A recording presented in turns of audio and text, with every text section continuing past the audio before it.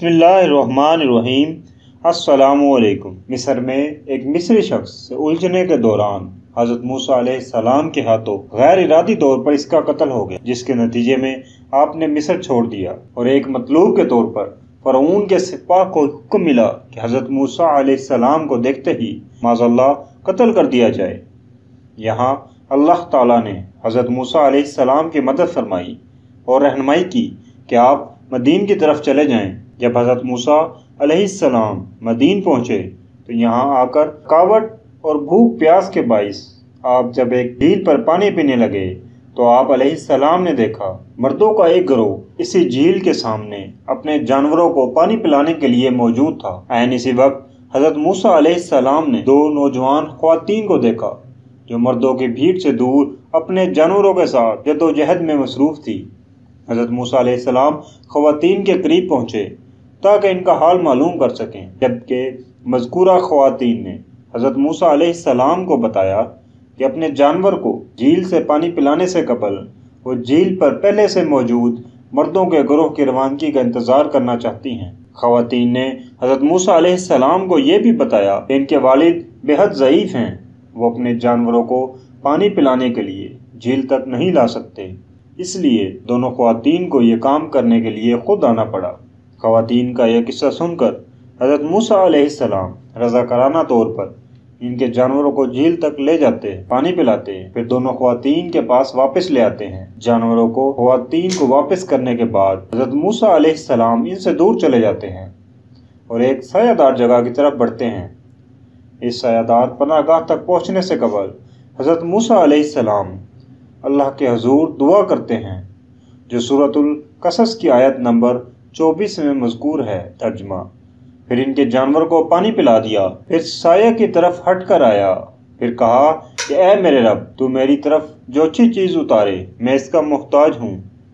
دعا کرنے کے اسباب میں سے ایک اس گناہ کا احساس تھا کہ حضرت موسیٰ علیہ السلام کے ہاتھوں مصر میں ایک شخص کا قتل ہو گیا اور آپ علیہ السلام سمجھتے تھے کہ اس گناہ کا کفارہ لازمی ہوگا، جبکہ یہ آیت کسی غلطی کی تلافی یا برے کام کے ازالے کے لیے اچھائی کے مواقع کی تلاش کا پتہ دیتی ہے۔ حضرت موسیٰ علیہ السلام جیسے برگزیدہ بندے اور پیغمبر کی کسی اچھے کام سے ٹھوکر نہیں کھاتے تھے، بلکہ انہیں یہ ایمان تھا کہ اللہ تعالیٰ نے انہیں یہ موقع کوئی اچھا کام کرنے کے لیے عطا کیا ہے۔ نتیجتاً دو خواتین کے مویشیوں کو پانی پلانے میں مدد دراصل حضرت موسیٰ علیہ السلام کے لیے ایک موقع تھا تاکہ آپ دوسروں کے لیے نیکی کریں، اور موسیٰ علیہ السلام نے تسلیم کیا کہ مصری شخص کی ہلاکت کے کفارے کے طور پر انہیں کسی کی مدد یا ایسی ہی کوئی نیکی کرنی چاہیے تھی، اور بطور مفرور ایسے ہی مزید نیک افعال کی ضرورت ہے جب تک کہ وہ تھک نہ جائیں۔ مذکورہ آیات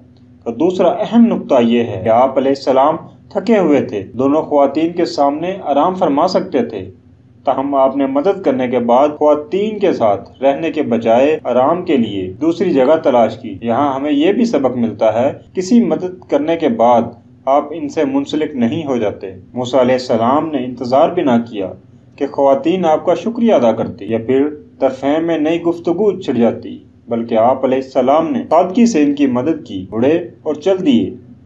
دعا کا ایک کلیدی نقطہ یہ ہے کہ حضرت موسیٰ علیہ السلام جن مشکلات کا سامنا کر رہے تھے، ان کے لیے آپ علیہ السلام نے اللہ تبارک و تعالیٰ کو الزام نہیں ٹھہرایا۔ عموماً جب لوگ مشکلات کا شکار ہوتے ہیں تو وہ لوگ اللہ پر الزام عائد کرنا شروع کر دیتے ہیں، لیکن اس کے بجائے حضرت موسیٰ علیہ السلام نے انہیں اللہ سے دعا کی کہ انہیں مزید نیکی کی توفیق عطا فرمائے۔ جبکہ حضرت موسیٰ علیہ السلام ایک صحرا میں تھے، یہاں آپ کو کھانا، پانی اور پناہ گاہ تک میسر نہ تھی، ہم آپ نے صرف اللہ تعالیٰ کی ذات کو ہی اپنا سب کچھ سمجھ لیا تھا، جو زندہ رہنے کے تمام تر اسباب پیدا کرنے والا ہے۔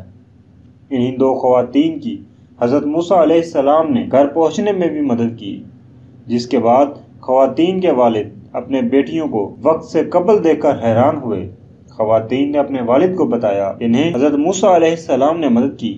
یہ سن کر خواتین کے والد نے حضرت موسیٰ علیہ السلام کو گھر کے اندر بلا لیا۔ خواتین میں سے ایک باہر نکلی، ان تک پہنچ کر اپنے گھر آنے کی یہ کہتے ہوئے دعوت دی، میرے والد آپ کی دی ہوئی مدد کے لیے کچھ ہدیہ دینے کے خواہش مند ہیں۔ خاتون کا حضرت موسیٰ علیہ السلام سے یہ کہنا کہ میرے والد آپ کے رضا کرانہ اقدام پر کچھ دینا چاہتے ہیں، حضرت موسیٰ علیہ السلام کی دعا کا اثر تھا۔